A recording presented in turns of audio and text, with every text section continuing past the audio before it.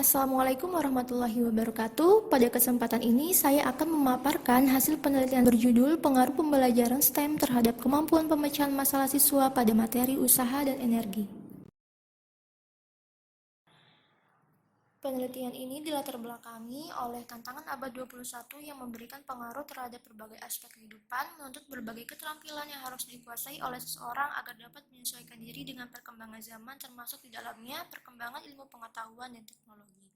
Karenanya, mutu sumber daya manusia perlu ditingkatkan agar mampu bersaing secara global. Sektor pendidikan diharapkan mampu mempersiapkan siswa untuk menguasai berbagai keterampilan dalam menghadapi tantangan abad 21 dan menghadapi persaingan secara global. Selaras dengan Permendikbud Nomor 37 Tahun 2018 tentang perubahan kompetensi inti dan kompetensi dasar kurikulum 2013 pada pendidikan dasar dan menengah menyebutkan standar kompetensi kelulusan pada pelajaran fisika, siswa diharapkan mampu memahami, menerapkan, menganalisis, membuat produk, dan memecahkan masalah fisika dalam kehidupan sehari-hari. Partnership for 21st Century Skill menekankan pembelajaran abad 21 pada beberapa keterampilan yang harus dimiliki. Salah satu di antaranya yaitu kemampuan pemecahan masalah. Kemampuan pemecahan masalah merupakan kemampuan dalam penemuan solusi dari masalah-masalah dengan menggunakan pengetahuan atau informasi yang dimiliki. Pemecahan masalah dapat dilakukan apabila konsep pelajaran telah dipahami, mengaplikasikan konsep tersebut, dan menggunakan hubungan antar konsep yang sama dengan yang lainnya terhadap permasalahan yang berbeda. Berdasarkan penelitian sebelumnya, kemampuan pemecahan masalah dalam pelajaran fisika masih rendah.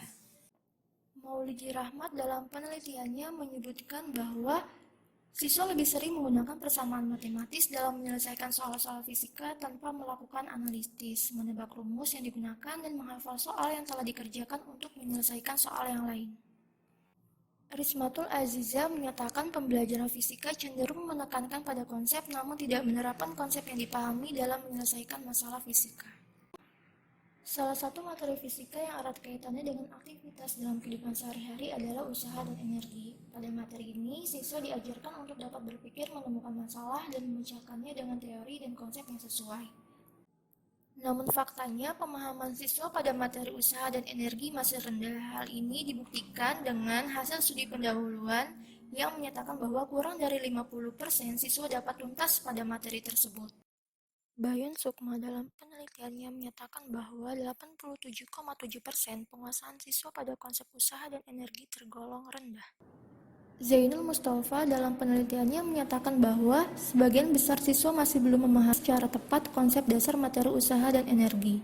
Desela Rahmatia juga menyatakan bahwa pemahaman konsep siswa pada materi usaha dan energi masih tergolong rendah serta siswa masih kesulitan dalam mengerjakan soal-soal usaha dan energi. Kurangnya pemahaman siswa terhadap konsep dan kurang dalam memahami soal menyebabkan siswa sulit untuk memecahkan masalah. Upaya untuk mengatasi permasalahan tersebut diperlukan pembelajaran yang dapat mengonstruk pengetahuan, serta mengaitkan materi yang dipelajari dengan pengalaman siswa dalam kehidupan sehari-hari. Ana Permanasari dalam penelitiannya menyatakan bahwa STEM merupakan alternatif pembelajaran sains yang dapat membangun generasi yang mampu menghadapi abad 21. Pembelajaran STEM dapat digunakan untuk mengangkat isu keseharian ke dalam pembelajaran sehingga berdampak pada pembelajaran yang lebih bermakna. Identifikasi masalah pada penelitian ini yang pertama, tantangan pembelajaran abad ke-21 untuk kemampuan pemecahan masalah.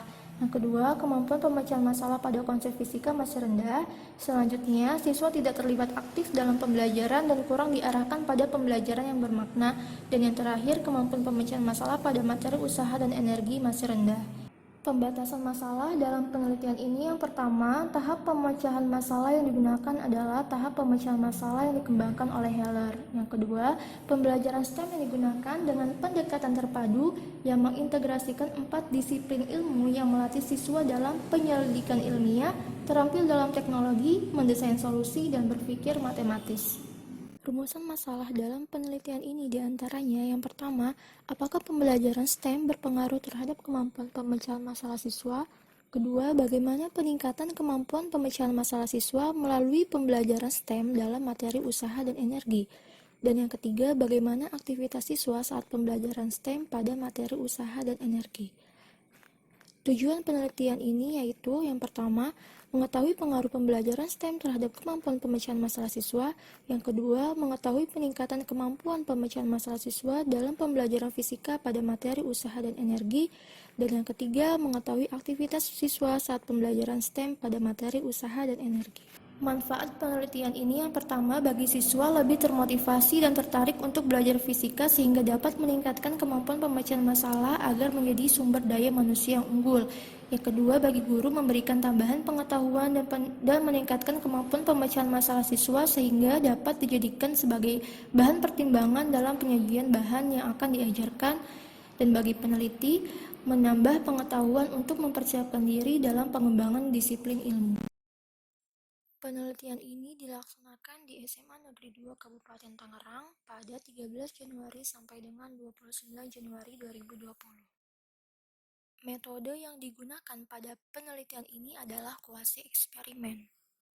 Kuasi eksperimen merupakan metode penelitian yang mempunyai kelompok kontrol tetapi tidak dapat berfungsi sepenuhnya untuk mengontrol variabel-variabel luar yang mempengaruhi pelaksanaan eksperimen. Adapun desain yang digunakan pada penelitian ini adalah the non-equivalent control group. Pada desain ini, kelompok eksperimen maupun kelompok kontrol tidak dipilih secara random. Dalam penelitian ini terdapat dua variabel. Variabel bebas yakni pembelajaran STEM dan variabel terikatnya kemampuan pemecahan masalah.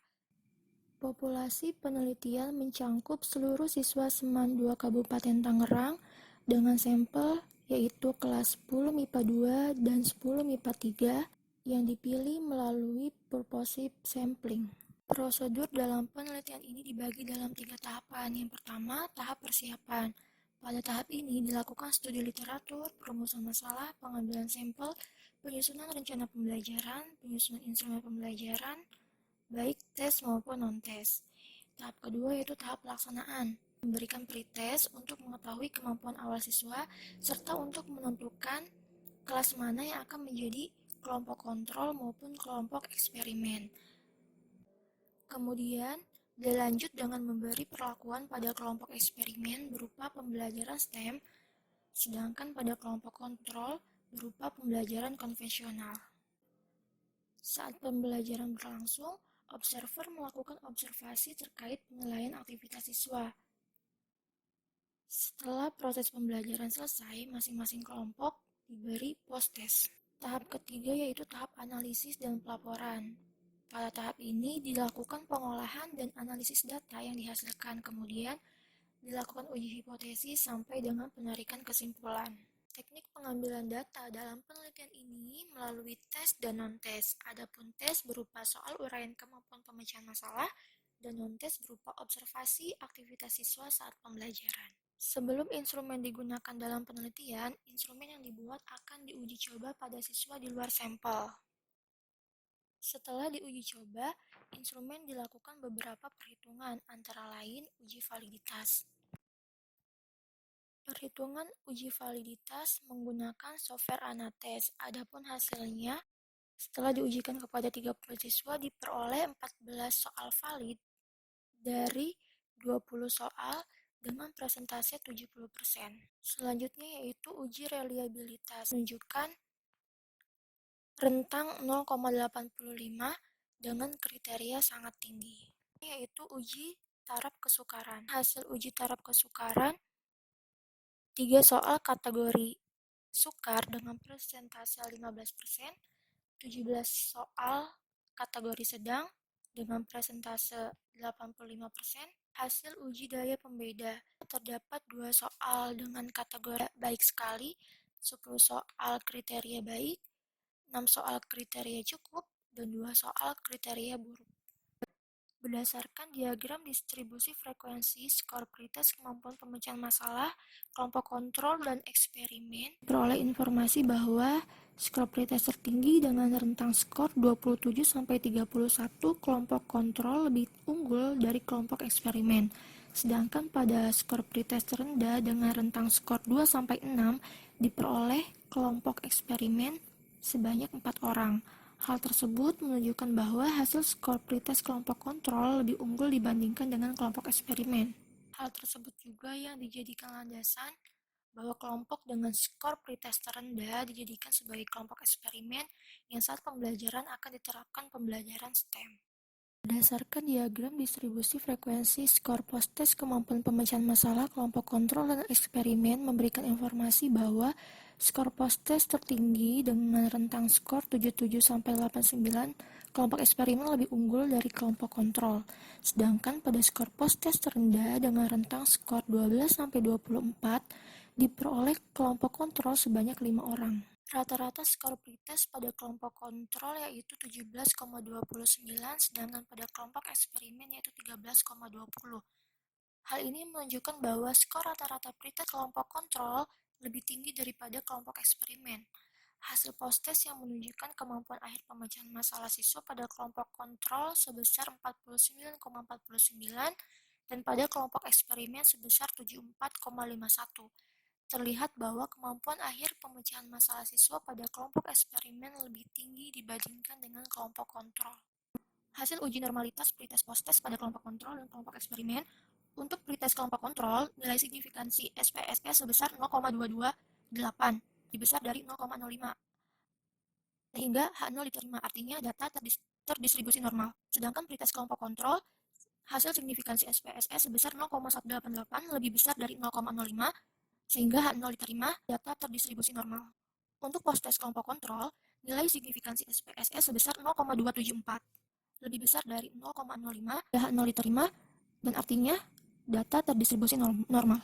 Sedangkan untuk post-test kelompok eksperimen, nilai signifikansi SPSS dihasilkan 0,001, lebih kecil dari 0,05, 0 ditolak. Artinya data tidak terdistribusi normal. Hasil uji homogenitas pretest post-test pada kelompok kontrol dan kelompok eksperimen. Untuk data pretest, nilai signifikansi SPSS menunjukkan hasil 0,879, besar dari 0,05, sehingga H0 diterima. Artinya data pretest merupakan data yang homogen. Untuk data post-test, nilai signifikansi SPSS menunjukkan hasil 0,000, lebih kecil dari 0,05. Artinya data post-test merupakan data tidak. Hasil uji hipotesis pretest post-test pada kelompok kontrol dan kelompok eksperimen menunjukkan bahwa nilai signifikansi data pretest sebesar 0,094 yang lebih besar dari 0,05. Maka dapat disimpulkan bahwa tidak terdapat perbedaan skor antara hasil pretest kelompok kontrol dan kelompok eksperimen. Data hasil post-test memiliki nilai signifikansi yaitu 0,000, lebih kecil dari 0,05. Disimpulkan terdapat perbedaan skor antara hasil post-test kelompok kontrol dan kelompok eksperimen. Karena uji hipotesis data post-test memiliki nilai signifikansi sebesar 0,000, lebih kecil dibandingkan dengan taraf signifikansi 0,05, artinya terdapat pengaruh pembelajaran STEM terhadap kemampuan pemecahan masalah siswa pada rata-rata N-gain kelompok kontrol sebesar 0,38 dengan kategori sedang dan N-gain kelompok eksperimen sebesar 0,71 dengan kategori tinggi. Peningkatan kemampuan pemecahan masalah yang tinggi pada kelompok eksperimen dikarenakan dilatihnya kemampuan pemecahan masalah dengan diterapkannya pembelajaran STEM. Pada saat pembelajaran, siswa diberi LKS yang didesain sesuai dengan aspek STEM untuk melatih kemampuan pemecahan masalah.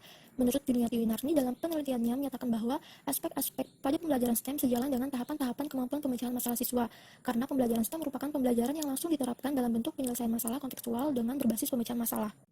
Faktor tingginya peningkatan kemampuan pemecahan masalah pada kelompok eksperimen juga disebabkan oleh ketertarikan dan antusias siswa saat pembelajaran STEM. Hal tersebut terlihat dari hasil observasi yang dilakukan sebanyak 3 kali pada kelompok eksperimen. Ditemukan bahwa sebanyak 77,8% siswa mencari fakta yang relevan pada aspek sains inquiry dan teknologi literasi. Pada aspek engineering design, 70,8% siswa melakukan perencanaan solusi dengan membuat desain dan prosedur percobaan. 83,3% siswa berpartisipasi aktif dalam kegiatan percobaan, 90,3% siswa bekerja sama dalam kegiatan percobaan, dan pada aspek mathematical thinking sebanyak 83,3% siswa berdiskusi terkait hasil percobaan dan evaluasi solusi. Berdasarkan hasil penelitian, analisis data, dan pembahasan, dapat disimpulkan bahwa terdapat pengaruh pembelajaran STEM terhadap kemampuan pemecahan masalah siswa pada materi usaha dan energi. Penerapan pembelajaran STEM terbukti mampu meningkatkan kemampuan pemecahan masalah siswa pada kelompok eksperimen dengan N-gain 0,71 kategori tinggi, sedangkan kelompok kontrol memperoleh N-gain 0,38 dengan kategori sedang. Hasil observasi aktivitas siswa pada kelompok eksperimen saat pembelajaran STEM memperoleh persentase rata-rata 81,09% dengan kategori sangat baik. Penelitian yang telah dilakukan, ada beberapa saran yang diajukan, diantaranya yaitu pelaksanaan pembelajaran STEM sebaiknya dilaksanakan untuk materi pelajaran yang bukan konsep teoretik. Dan pelaksanaan pembelajaran STEM membutuhkan waktu yang cukup panjang. Sebaiknya peneliti maupun guru dapat mengalokasikan waktu sebaik mungkin agar pembelajaran dapat berjalan dengan efektif.